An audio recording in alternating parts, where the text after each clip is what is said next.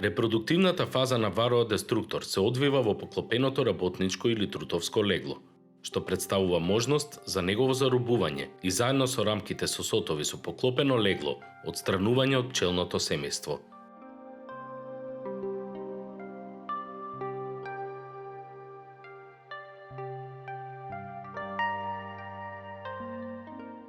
На првиот ден од примената на методот, рамките со сотови со отворено и поклопено легло една по една се вадат од кошницата и се префрлуваат во така наречен колектор. На секоја страна од тие рамки се оставаат 200 до 300 пчели работнички, за во првите денови да обезбедат потребни услови и нега на леглото во колекторот.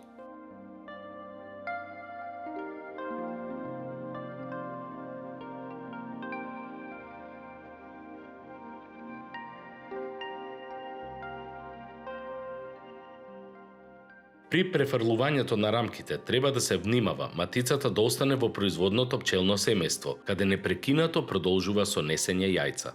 Во средината на пчелното семејство се остава само една рамка со поголема површина, со отворено легло со јајца и ларви која всушност ќе послужи како рамка стапица.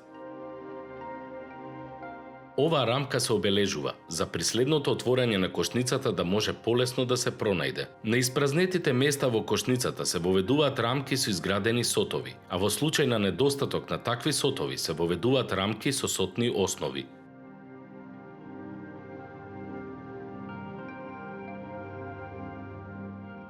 Девет дена по отстранувањето на леглото, рамката стапица сега со претежно поклопено легло и во него сега заробените крлежи се отстранува од кошницата и се заменува со рамка со изграден сот или сотна основа.